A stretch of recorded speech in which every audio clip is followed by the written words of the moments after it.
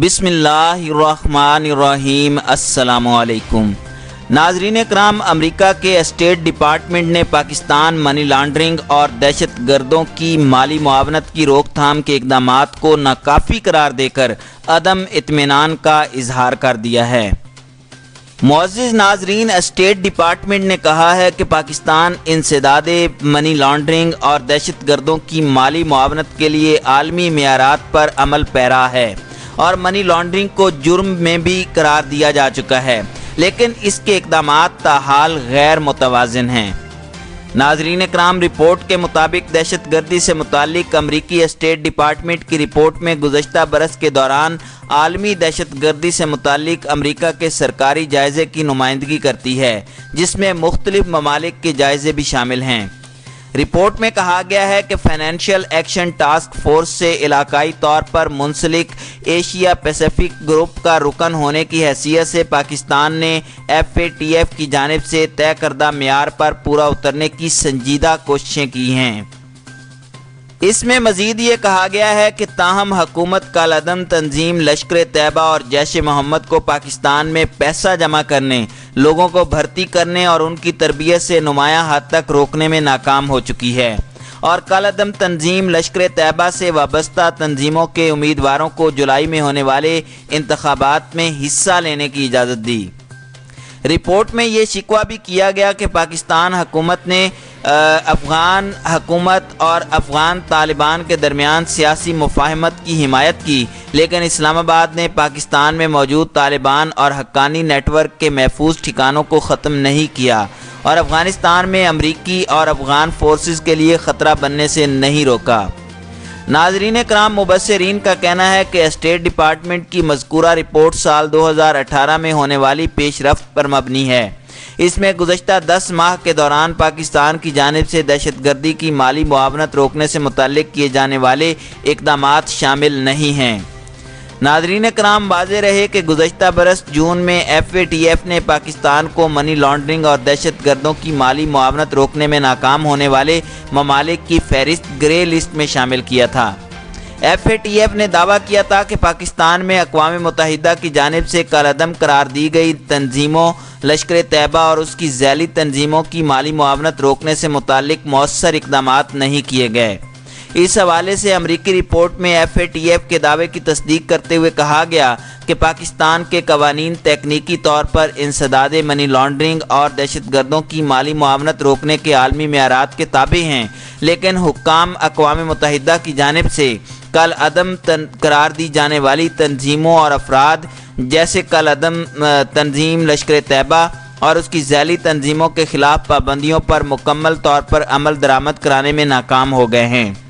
ناظرین کرام، علاوہ ازیں رپورٹ میں اسٹیٹ ڈپارٹمنٹ نے پاکستان کی جانب سے دہشت گردی سے متعلق مقدمات میں قانون نافذ کرنے والے اور پروسیکیوشن کے اختیارات میں اضافے کے قوانین پر عمل درآمد کی کوششوں کو بھی سراہا ہے۔ ان قوانین کے مطابق دہشت گردی پر پھانسی کی اجازت اور انسداد دہشت گردی عدالتوں کا قیام شامل ہے۔ رپورٹ میں مزید کہا گیا کہ 2018 میں ملٹری، پیراملٹری اور سول سیکیورٹی فورسز نے پاکستان بھر میں انسداد دہشت گردی سے متعلق آپریشنز کیے۔ اس میں کہا گیا کہ انٹیلیجنس بیورو کو ملک گیر دائرہ اختیار حاصل ہے، جو صوبائی انسداد دہشت گردی کے محکموں سے تعاون کرنا اختیار بھی رکھتا ہے۔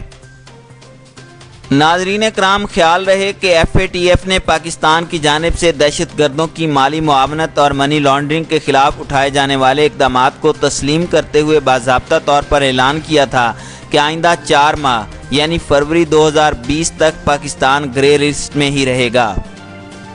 پیرس میں FATF کے اجلاس کے اختتام پر ٹاسک فورس کے صدر نے پریس کانفرنس کی اور اس بات کے بارے میں بتایا کہ پاکستان کو مزید 4 ماہ کے لیے اسی فہرست میں رکھا جائے گا۔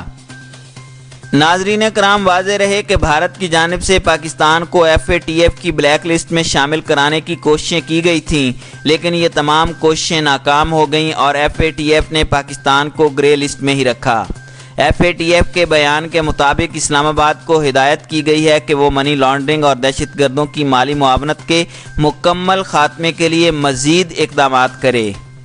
ناظرین کرام، پیرس میں ہونے والی FATF کے اجلاس میں فیصلہ کیا گیا تھا کہ پاکستان کے اقدامات پر فروری 2020 میں دوبارہ جائزہ لیا جائے گا۔ ٹاسک فورس کی جانب سے بیان میں کہا گیا کہ FATF پاکستان پر زور دیتا ہے کہ وہ فروری 2020 تک اپنے مکمل ایکشن پلان کو تیزی سے پورا کرے۔ ساتھ ہی یہ بھی کہا گیا کہ اگر اس نے آئندہ اجلاس تک اپنے ایکشن پر مکمل طریقے سے مؤثر اور نمایاں پیش رفت نہ کی تو FATF کارروائی کرے گا۔ بیان میں یہ بھی کہا گیا کہ جون 2018 سے اب جب پاکستان نے انسداد منی لانڈرنگ اور دہشت گردی کے لیے مالی معاونت کے خاتمے کو مضبوط بنانے اور دہشت گردوں کی مالی معاونت سے متعلق خامیوں کو دور کرنے کے لیے FATF اور ایشیا پیسیفک گروپ کے ساتھ مل کر کام کرنے کے عزم کا اظہار کیا تھا، جس کے بعد سے پاکستان نے AML CFT سے متعلق کافی پیش رفت کی۔ اعلامیے کے مطابق پاکستان نے اپنے ایکشن پلان اور AML اور CFT اصلاحات پر عمل درآمد کرنے کے لیے اپنے سیاسی عزم کا اعادہ کیا۔ FATF کے مطابق پاکستان کو اپنی خامیوں کو دور کرنے کے لیے اس کے ایکشن پلان پر عمل درآمد جاری رکھنا چاہیے۔ تاہم حالیہ بہتریوں کو تسلیم کرتے ہوئے FATF نے ایک مرتبہ پھر پاکستان کی جانب سے دہشت گردی کے لیے مالی معاونت کے خطرات کو دور کرنے سے متعلق پیش رفت میں مجموعی کمی پر تشویش کا اظہار کیا، جس میں پاکستان کے بین الاقوامی ٹیرر فائنانسنگ خطرات کو سمجھنے میں کافی حد تک فہم کا مظاہرہ کرنے میں باقی رہنے والی خامیاں بھی شامل ہیں۔ ساتھ ہی اعلامیے میں یہ بھی کہا گیا کہ پاکستان نے اب تک 27 ایکشن نکات میں سے بڑے پیمانے پر صرف 5 پر عمل کیا، جبکہ باقی ایکشن پلان پر کی گئی پیش رفت کی سطح مختلف ہیں۔ ناظرین کرام، پاکستان کے اقدامات کو چین، ترکی اور ملائیشیا نے سراہا تھا، تاہم بھارت نے پاکستان کو اس درخواست پر بلیک لسٹ کرنے کی تجویز دی تھی کہ اسلام آباد نے حافظ سعید کو اپنے منجمد اکاؤنٹ سے فنڈز نکالنے کی اجازت دی ہے۔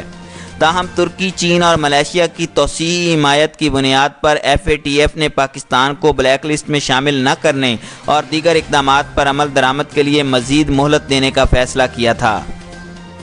ناظرین کرام، خیال رہے کہ 36 ممالک پر مشتمل فائنینشیل ایکشن ٹاسک فورس کے منشور کے مطابق کسی ملک کو بلیک لسٹ نہ کرنے کے لیے کم از کم 3 ممالک کی حمایت لازمی ہے۔